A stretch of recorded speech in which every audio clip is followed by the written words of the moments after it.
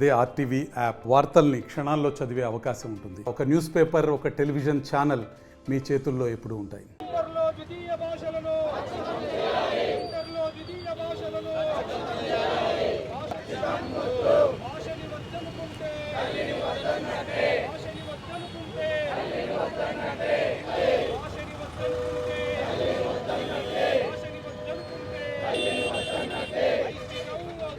దక్షిణ భారతదేశంలో ఒకటే చర్చ, ఒకటే రచ్చ. దక్షిణ భారతదేశం పైన హిందీ బలవంతంగా వద్దు అని అన్ని ముక్త రాష్ట్రాలు మొత్తం ముక్త ఖడ్డంతో వ్యతిరేకిస్తున్నాయి. ఇవాళ ఆంధ్రాలో, కర్నూలు జిల్లా, ఏపీలో ఈ తెలుగు భాషా పండితులంతా కూడా రోడ్డు ఎక్కారు. తెలుగు భాష సంస్కృతిని కాపాడుకోవాలనేసి ఈరోజు ర్యాలీ చేపట్టారు. మనతో మాట్లాడడానికి ఉద్యమ సంఘ నాయకులు ఉన్నారు. సార్ చెప్పండి, ఈరోజు ఎందుకోసం మీరు రోడ్డు ఎక్కేసేటువంటి పరిస్థితి వచ్చింది? నమస్తే అందరికీ. ఈరోజు శాంతియుతమైనటువంటి ఈ పాదయాత్ర, భాషా పాదయాత్ర చేయడానికి ప్రధాన కారణం ఏంటంటే, రాష్ట్ర ప్రభుత్వం నిన్నటి రోజున కొత్తగా భాషా ఐచ్ఛికమైనటువంటి ఒక ప్రొసీడింగ్స్ ఇవ్వడం జరిగింది సార్, ఇంటర్మీడియట్ విద్యామండలి కమిషనర్ గారు. ఇందులో ఉన్న విషయం ఏంటంటే, పాత విధానానికి స్వస్తి పలికి కొత్త విధానాన్ని అమల్లోకి తీసుకొచ్చేటటువంటి ప్రొసీడింగ్స్ సార్ ఇవి. ఈ ప్రొసీడింగ్స్లో ఏమని ఉంది అంటే, గత విద్యా సంవత్సరంలో ఏ రకమైన పద్ధతి అమల్లో ఉండేది అంటే, ఇంటర్లో మొదటి సంవత్సరం చేరినటువంటి విద్యార్థి ఒక గ్రూపు, ఉదాహరణకి ఎంపీసీ తీసుకున్నటువంటి విద్యార్థి మ్యాండేటరీగా ఇంగ్లీష్ తీసుకుంటాడు. కానీ ఐచ్ఛికంగా గతంలో ఏం తీసుకునేవాడంటే, హిందీ కానీ, తెలుగు కానీ, సాంస్క్రిట్ కానీ, పర్షియన్ కానీ, అరబిక్ కానీ, ఫ్రెంచ్ కానీ, ఉర్దూ కానీ తీసుకునేటువంటి అవకాశము, ద్వితీయ భాషగా ఎంచుకునేటువంటి అవకాశం గత విద్యా విధానంలో గత విద్యా సంవత్సరం వరకు అమల్లో ఉండేది. కానీ కొత్తగా వచ్చినటువంటి ప్రొసీడింగ్స్ ప్రకారం తీసుకుంటే, ఈ రకమైనటువంటి ద్వితీయ భాషలే కాకుండా 27 ఇంచుమించు 27 గ్రూప్ సబ్జెక్టులో ఏ రకమైనటువంటి సబ్జెక్ట్నైనా ఆప్ట్ చేసుకునేటువంటి, ఎంచుకునేటువంటి ఒక అవకాశాన్ని విద్యార్థికి అయితే కల్పించింది. కానీ మరి విద్యార్థికి ఎంతవరకు అది దోహదం చేస్తుందో చెప్పలేము. కానీ ఇది ఒక రకంగా భాషా పండితులకి, మాతృభాషకి, ప్రధానంగా తెలుగు భాషకి మరియు ద్వితీయ భాషలకి ఈ రకమైనటువంటి ప్రొసీడింగ్, ఈ రకమైనటువంటి కొత్త విద్యా విధానం అనేది శరాఘాతం అనేది నేను ఘంటాపాతంగా చెప్తున్నాం సార్. వాస్తవంగా చెప్పాలంటే, రాష్ట్ర ప్రభుత్వం ఏదైతే పరిపాలనలో ఉన్నటువంటి ఉన్నత స్థాయి వ్యక్తుల వరకు బహుశా మరి ఈ యొక్క ప్రొసీడింగ్స్, విద్యా విధానం అనేది వాళ్ళ స్థాయికి, వాళ్ళ దృష్టికి వెళ్ళిపోయి ఉండకపోవచ్చు. కాబట్టే ఈ విద్యా విధానాన్ని అమల్లోకి తీసుకొచ్చేటువంటి ప్రయత్నం చేసింది రాష్ట్ర ఈ కమిషనర్, తర్వాత ఇతరత్ర విద్యామండలి. కానీ ఈ విద్యా విధానానికి మేము పూర్తిగా వ్యతిరేకంగా ఉన్నాం. ఒకవైపు తెలుగు మీడియం ఉండాలి, ఇంగ్లీష్ మీడియం కూడా అవసరం అనేటువంటిది నిజం. మరి హిందీ కావాలి అని చెప్పడంలో తప్పేంటి సార్? ఇక్కడ ద్వితీయ భాషల్ని ఇలా ఆప్షనేట్ చేయడం వల్ల భవిష్యత్తులో మనుగడ ఉండవు సార్. విద్యార్థికి సౌలభ్యత కోసం దేనైనా చదువుకోవచ్చు కాక, కానీ పక్కన ఉండేటువంటి పక్క రాష్ట్రాల్లో వాళ్ళ యొక్క మాతృభాషలు అధికార భాషలుగా మనకు ప్రకటించడం జరిగింది.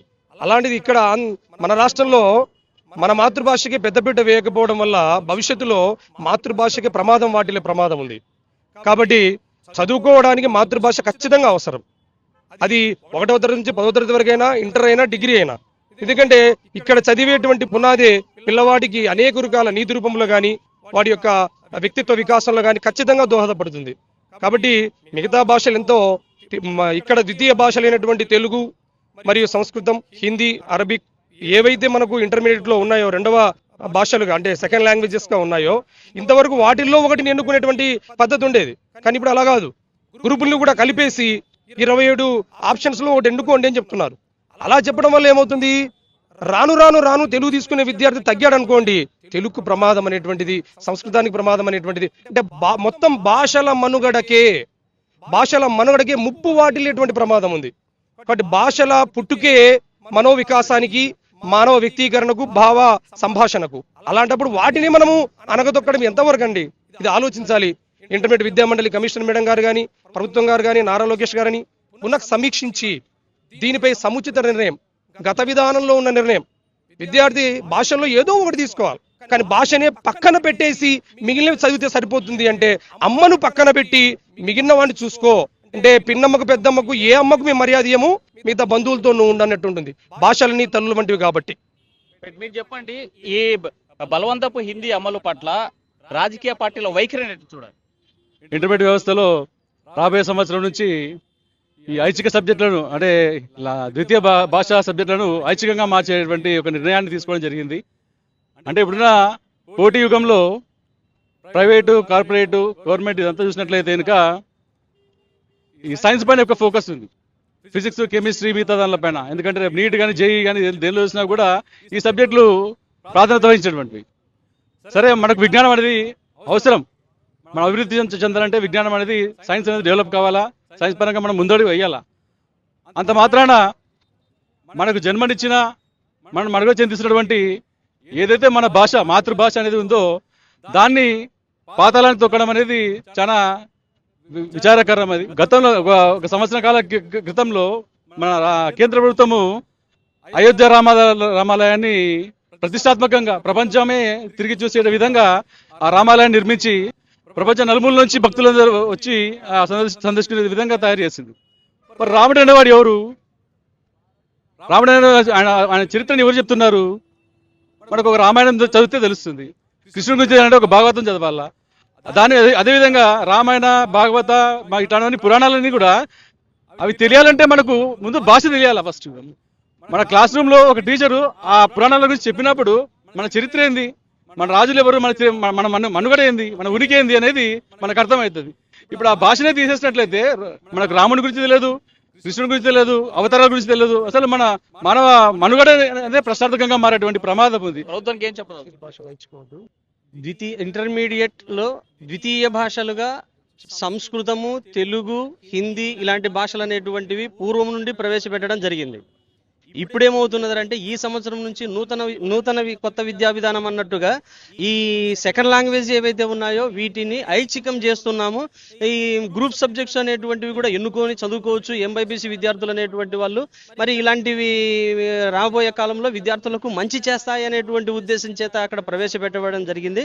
కాకపోతే ఏంటంటే భాష అనేటువంటిది ప్రతి విద్యార్థికి చిన్నప్పటి నుంచి ఎలాగా మాతృభాష అన్నట్లుగా చెప్పడం జరుగుతున్నదో మరి రాను రాను ఆ మాతృభాష అనేటువంటిది వాడికి పలకడం రావట్లేదు, రాయడం రావట్లేదు. మరి అలాంటప్పుడు భవిష్యత్తులో వాడికి మనోవికాసం ఎలా తెలుస్తుంది, 10 మందిలో ఎలా మెలగాలని తెలుస్తుంది, వానికి సంస్కారం ఏంటి, వానికి విలువలేంటి, అసలు ఎవరిని గౌరవించాలి, ఎవరిని గౌరవించకూడదు అనేటువంటి విషయాలు తెలియక సతమతం అవుతూ వాడు చాలా ఇబ్బంది పడుతూ సమాజంలో వాడు ఒక విధ్వంసకారిగా తయారవుతున్నాడు. అదే ఈ సంస్కృతంలో, తెలుగులో ఉన్నటువంటి భారత రామాయణ ఇతిహాసాలకు సంబంధించినటువంటి వృత్తాంతాలన్నీ తెలుసుకున్నట్లయితే ఓ నైతికంగా వాడు విద్యార్థి ఎదుగుతాడే తప్ప పతనం కానే కాడు. ఎప్పుడైతే అవన్నీ లోపిస్తాయో ఖచ్చితంగా విద్యార్థిలో ఒక జడ పదార్థంగా వాడి యొక్క మనస్సు అనేటువంటిది, వాడి బుద్ధి జడంగా తయారైపోతుంది. అంటే మందబుద్ధిగా తయారైపోతుంది. ఎలా వ్యవహరించాలి, ఎలా మనం నడుచుకోవాలనేటువంటి విషయం వాడికి సమాజంలో తెలియకుండా పోతుంది. సమాజంలో సంస్కారవంతంగా బతకాలి అన్నట్లయితే ఒక్క భాషలే విద్యార్థికి ముఖ్యమైనటువంటి బాటలు వేస్తాయి. కాబట్టి సంస్కారం లేనటువంటి విద్య ఎందుకు పనికిరానటువంటి విద్య, క్రమశిక్షణ లేనటువంటి విద్య ఎందుకు పనికిరానటువంటి విద్య, అవన్నీ కేవలం ద్వితీయ భాషలు మాత్రమే నేర్పుతాయే తప్ప వేరేటివి నేర్పవని చెప్పేసి ఘంటాపథంగా చెప్పగలం. విద్యార్థులు, అయ్యవార్లు అందరి రాష్ట్రాల కోసం పొట్టి శ్రీరాములు లాంటి వాళ్ళు త్యాగం చేశారు. మరోసారి ఏం జరగబోతుంది? ఇప్పుడు తెలుగు భాష, సంస్కృత భాష, కన్నడం, మలయాళం ఏదైనా కావచ్చు, ఈరోజు భాషలను మృత భాషగా తయారు చేస్తూ ఉన్నారు. సూటిగా మీరు ప్రభుత్వానికి ఏం చెప్పాలి? ఈ రోజు భాషలను ఎప్పటికప్పుడే తగ్గించుకుంటూ వచ్చి ఇప్పుడు చివరికి మాతృభాష అయినటువంటి తెలుగు భాష, సంస్కృత భాష, అరబిక్ భాష, హిందీ భాష నేషనల్ లాంగ్వేజ్ అయినటువంటి వాటిని దీన్ని రద్దు కాకుండా ఐచ్ఛికంగా ఇవ్వటం వల్ల సులభమైనటువంటి సబ్జెక్టు తీసుకుంటారు. కామర్స్ కావచ్చు, లేదా బాటనీ కావచ్చు, జువాలజీ కావచ్చు, ఇంకోటి తీసుకోవటం, ఆటలు పాటలు తీసుకోవటం వల్ల, సంగీతం తీసుకోవటం వల్ల ఈ భాషల పట్ల వాళ్లకు అవగాహన ఉండదు. అలా ఉండకపోవటం వల్ల ఈ క్రమశిక్షణ, సంస్కృతి, సాంప్రదాయము, పిల్లల్లో బుద్ధి వికాసము అన్నటువంటిది రాదు. ఈ భాషల్లో ఉండాలి తప్పనిసరిగా. హిందీ మ్యాండేట్ చేయడం వల్ల జరిగేటువంటి నష్టం తప్పనిసరిగా భవిష్యత్తు తరాలకి, అంటే తెలుగు లేకపోతే మాత్రం ఈ రామాయణ ఇతిహాసాలు ఏవి కూడా పంచతంత్రం లాంటి కథలు కూడా చెప్పేటువంటి పరిస్థితి లేదు. సో ఇలాంటి చర్యలు తీసుకున్నటువంటి ప్రభుత్వాలకు హెచ్చరిస్తున్నాం. భాషను బతికించుకునేందుకు మా పోరాటం చేస్తామంటున్నారు. వీడియో చంద్రశేఖర్తో హుసేన్ నాటివ్, కర్నూలు.